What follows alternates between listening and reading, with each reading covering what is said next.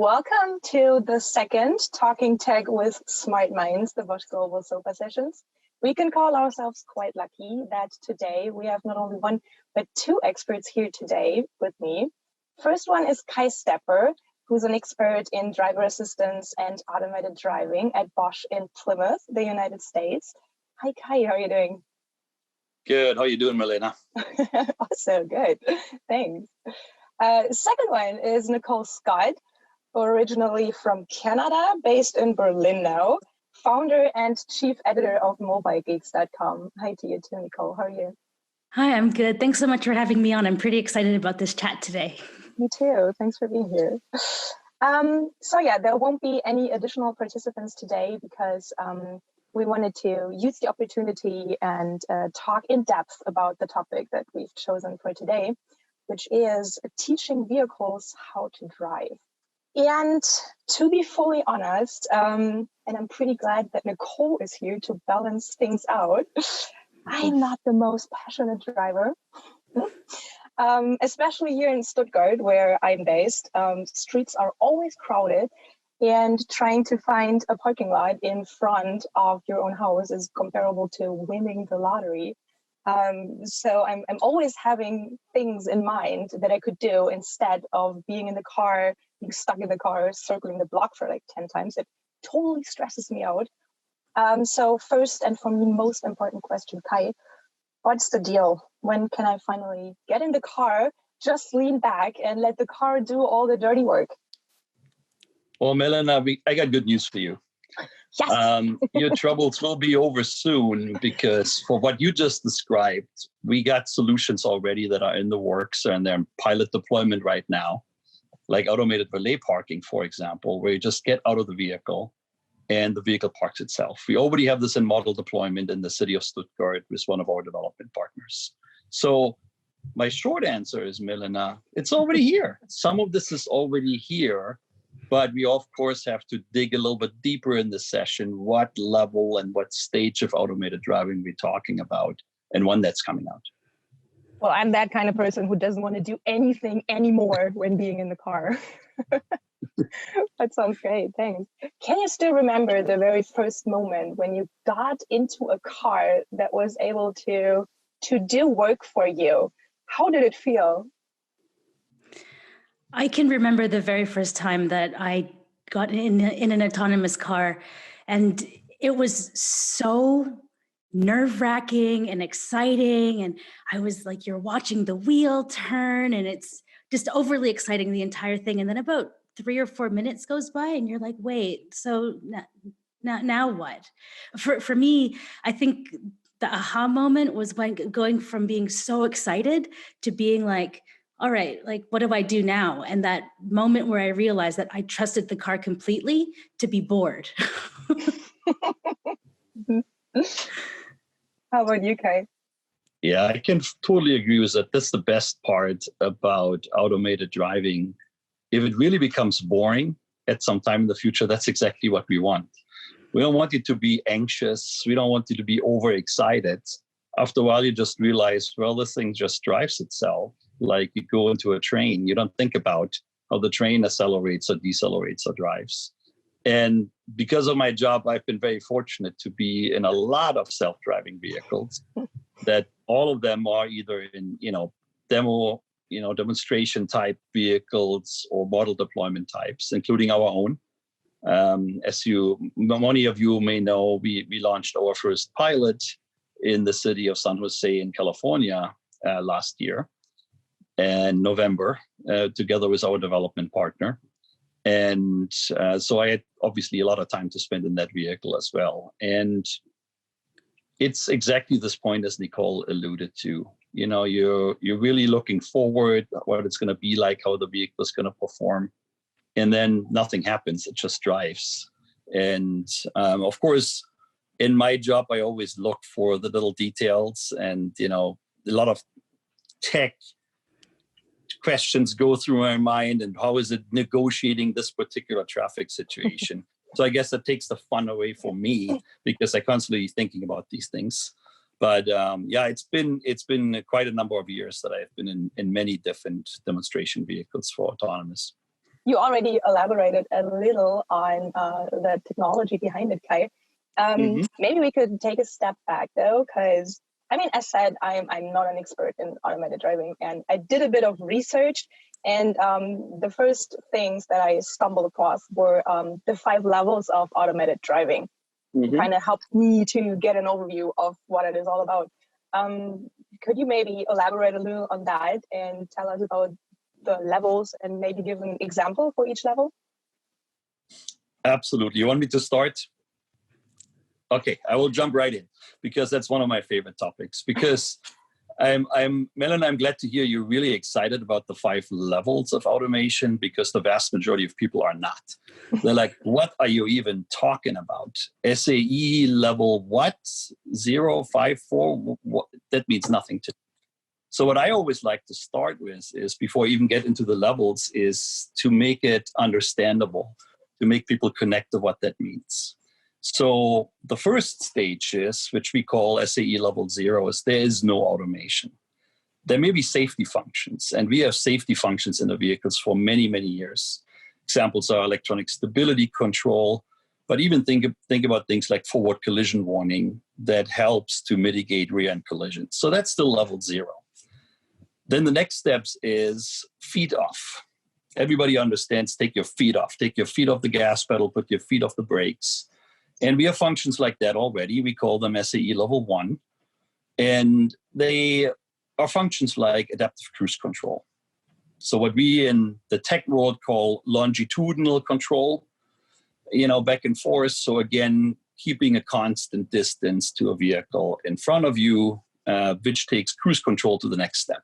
Or another example of level 1 would be still feet off, but still hands-on, is something like a lane departure warning functionality or lane keeping assist. So that's all level 1, but just think about a feet off. Hands still on, eyes, everything's still on. Then you go to the next step, and this is hands off and feet off. So you still keep your feet off, you take your hands off, and you have something like a level 2 functionality. So basically what you're combining is that longitudinal control to not crash into other vehicles with the lateral control, left to right, that you're not leaving your lane. And that's what makes a level 2 functionality. And there's specifically the talk about level 2 hands-free. So not only do we have 5 or 6 levels, if you count level 0, you actually have kind of 5.5, because there's a level 2 hands-free now. Now everybody is confused. So why don't we just talk about hands off and feet off, because that actually means something to people. And then the next step is, okay, what's after this? This is eyes off. Now you're allowed to take your eyes off the road. So this is now territory where you're crossing into level 3 functionality, where you're no longer engaged all the time with your eyes as a human being. You're talking to somebody else in the car. Whatever you're doing, you're adjusting your infotainment settings. And that's a typical example of level 3, that you really can take your eyes off now. And what comes after that? So we got our feet off, we got our hands off, we got our eyes off. What's next? Mind off. So now I'm not even paying attention anymore what's going on around me. I'm reading a book, or I'm answering, or I'm doing a Zoom chat right now. That's a level 4, because what this means is the machine really has to be in control of the vehicle at all times. So we got feet off, hands off, eyes off, minds off. So what's left? Human off. So you don't even need a human in the driver's seat anymore. You don't even need that anymore. And that's level 5. This which means you really don't need a human, because the machine can handle all traffic scenarios, which all the levels before cannot. And we have that today. Think about automated trains. Many of us have been through airports or theme parks where you have these automated trains. There's no human anymore in the cabin. Now, this is still very limited, and because it's on rails, so it's a very limited traffic scenario. We have to do a lot more in level 5. But this is maybe a few examples, if it helps, to take you through the different levels, instead of throwing, this is a level 2 plus vehicle, and put that on the window sticker in a car, and the car buyer is going to go, what does that even mean? Cool. Yeah, thank you very much for that. But you mentioned a point that I also find quite interesting, and I'd be interested in your opinion. I mean, you already started to talk about that, but I have the feeling when it comes to automated driving, there is that contradiction that people would find it super convenient. But then on the other hand, there is that question of, I really have to fully put my trust into a vehicle, into a machine. And I think that's quite the step for a human being to really do that and to trust into a vehicle. What's your opinion on that?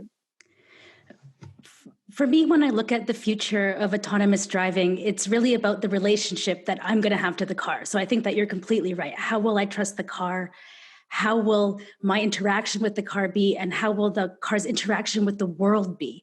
So I think that we are still missing a few steps in order to let the car have its own identity, if we're going to put it in a kind of like a more like this is a new, autonomous thing on the road. So for me, one of the things that I'm missing and I'm really excited about is how is this car going to talk to me or like interact with me? Will it be the lights? Will it be the horn? Will it be the sound?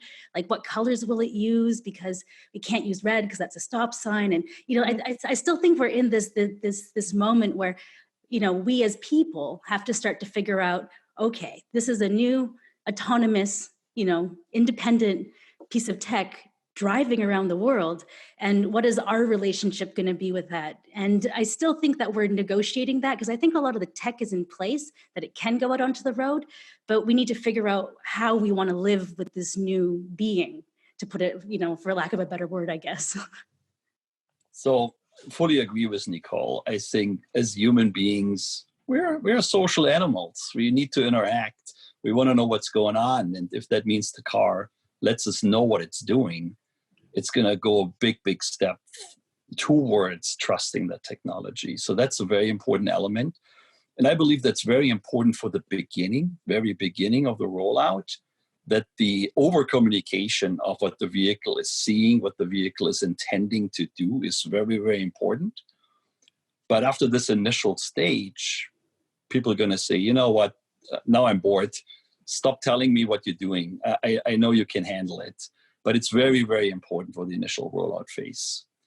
But another element that I and Bosch strongly believes in is how we get there and gain consumers' trust and consumer acceptance is this will not happen from one year to the next. We're not going to go and all hand our car keys in and says, okay, we're done. Here comes the robot taking over. It's not going to work like this. You build trust step by step. And that's what Bosch has been working on, if people realize it or not.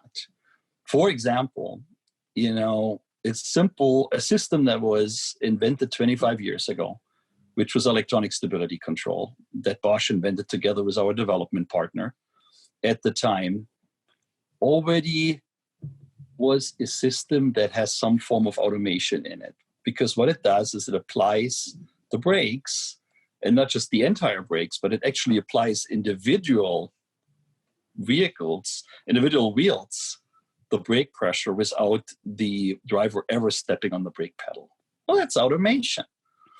And what you have to do is you have to identify pain points that people have in the vehicle context and piece by piece help to remove them and help them remove those pain points.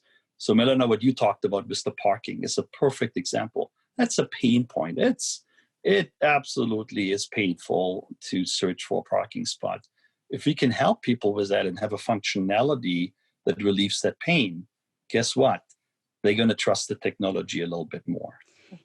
One of the things that I always really liked about Bosch is that you guys don't just do passenger cars, but you do commercial vehicles, and their support is completely cross industry. And this specific example about the reversing, that was always in commercial vehicles first, because they were actually longer and you couldn't look out the back door, or there is no back window. So like this technology came from there and then went to passenger cars. So like there's this really kind of nice interplay between all the different divisions and different types of vehicles on the road. I don't know. I like to share. Great, yeah. First of all, Kai, great that you mentioned it, because originally I intended to do that to bring the anniversary of the ESP up 25 years. But sorry, now Melina. that you've already done that also. Thanks. I stole your thunder. And then you also talked a little already about the Bosch approach when it comes to implementing something big like automated driving. But what would you say in its core, and in just a few sentences, why does Bosch believe in automated driving? What's behind that? So first of all, most and foremost is our saying at Bosch is we are invented for life.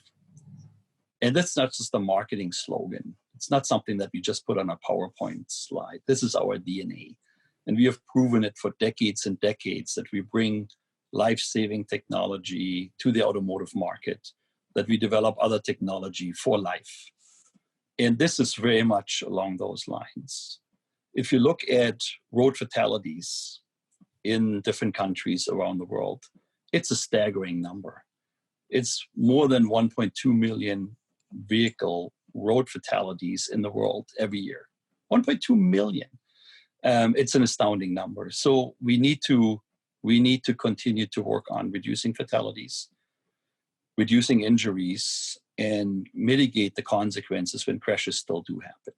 So that's something that drives me and my team each and every day. So that's number one. Number two, think about people who cannot drive for different reasons. I have a family member, personally, he cannot drive. He can never make a driver's license for different reasons. So now you're at the mercy of mom and dad. Now you're at the mercy of others. Granted, now there's, rideshare services that didn't exist in the past. But obviously, that's a little bit difficult at the moment right now as well to get there. What a life changer for people for some reason that are not allowed to drive themselves. And with that, use their very own personal mobility. And now they gain it back. It's hard to even put into words the excitement that I get from people like that about the promise of automated driving. And last but not least, that's just simply in our DNA. We don't intend to build cars or trucks. That's not something that Bosch is after. But we are the ones who bring it to the road. We are really the ones when the rubber meets the road and you need components, you need the entire system, and you need them done in a reliable and safe manner so that we all can look ourselves in the mirror in the next day and say, we did this as responsible and safe as we possibly can think of. That's us, that's Bosch. And that's why we're in it. I also wanted to ask you about your purpose, but I think we got that covered now. Yes. Thanks. When talking tech now, again, I read that at Bosch, I have to find it again, I wrote it down. We talk about sense, think, and act when we talk about the different areas of automated driving. And I also found that kind of nice for me to be able to understand what it is all about. What are the latest innovations that you guys, that Bosch has been working on in these specific fields? Yeah. So no, thanks for that, Melina. Let's break this down. So there's the sense, the think, and the act element. And we didn't come up with that. Evolution came up with that many billion of years ago, which is, first of all, you have to be able to perceive your environment around you. What's going on around me? Because certainly that will be very, very important to know for any action that I'm trying to take. So I have these multiple inputs. We talk all about these different sensing, seeing and hearing and smelling and feeling and what have you not. So what do you do with this onslaught of information now? You have to think about it. You have to dissect it. And as human beings, what we do is we learn based on behavior, on experience that we have. So we develop behavioral patterns to react to certain situations. And then, last but not least, you make a decision and then you act. And the acting part is just basically your brain making a decision and now sending signals to your actuators, your arms and your legs, and what have you not, to act on it. And that's what we mimic in these automated driving systems. We have a bunch of different sensor technologies available to us. So we are a very fortunate position that we don't need to reinvent the wheel. We have cameras that have been around for a long, long time that are in the Bosch portfolio, radars, ultrasonic sensors, other type of sensors, combined with location information. So you look, where are you? Where am I on the globe? Which country? Which street am I on? Which lane am I in? Which we also have in an input. And we take all these, and this is our sense. So what's new in the sense? Bosch has been in the business developing the sensor technology for many, many decades. It goes back to the 1970s from the research days. I could show you pictures from radar sensors that look like dish antennas mounted to a front bumper. It's hilarious. Well, they look very different now. They're about that yay big right now in terms of mounting them. So we are in the meantime in our 5th generation on that radar. So we launched our first radar sensor for the automotive world in the year 2000. We were a pioneer for ultrasonic sensors for the automotive. Of course, the technology was known from other industries. Think about marine applications from sonar. So we just brought this to the automotive, and we did this in the early 90s. Camera technology, well, we all know cameras. We're using a couple right now here around the world at the moment on our mobile devices and what have you not. But for automotive use, Bosch has also been in production with these since the early 2000s on this topic. So we just not too long ago introduced our new artificial intelligence camera, our 3rd generation camera systems for automotive use, where we use a combination of conventional computer vision with artificial intelligence. So that gives us then what I alluded to earlier, which was building that reliable and robust model of the environment at all times. That's what we need. 360 degrees around the vehicle, you need it at all times. So what do you do with all this? This is the thing now. Here comes the computer that we need, or several of those for automated driving. So Bosch is developing our AI computer for automated driving. We have different development partners for that. We launched our first driver assistance computer for that already last year, and we're currently working on our next generation to include all the advantages and results that we have from artificial intelligence development. And then last but not least comes the ACT. Well, that's really an area of Bosch's strengths, because this is your braking systems.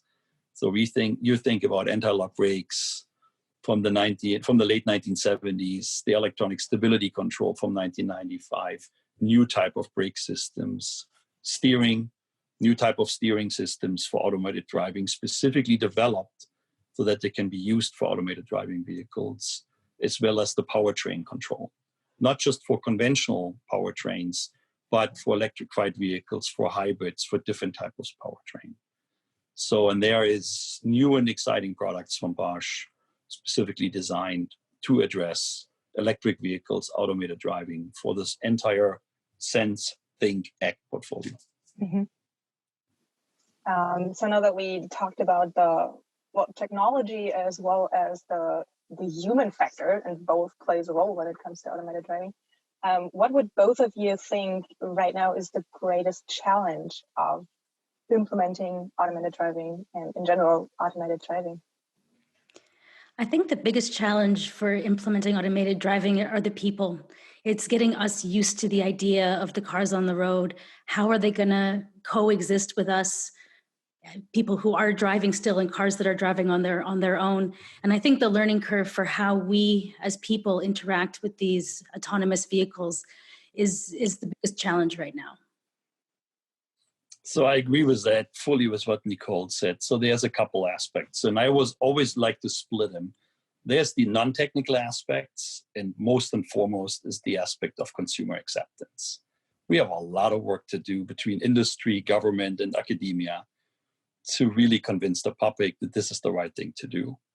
And I talked about the step-by-step approach. But there's also the legislative and regulatory frameworks that today are very, very different across the globe. They're different between countries, they're different between states here in the United States, and that also doesn't necessarily support a fast rollout of automated driving. So those are the major non-technical aspects, but there's also still some technical aspects left. We're not completely done, especially when it comes to verification and validation.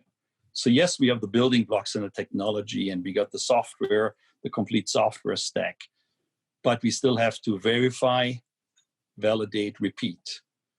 And you keep going and you keep going to really validate those systems for more and more traffic scenarios in the real world. Mm-hmm. Thanks to both of you. It was such a pleasure to talk to you, to learn about your personal experiences, your insights. Honestly, I cannot wait to watch it again myself, to really have the chance again to focus on what both of you were saying. Thank you very much for participating. Thank you so much for having me on. It was a lot of fun. Thanks for having me, Milena. Talk to you soon. Talk to you soon. Bye-bye. Bye-bye.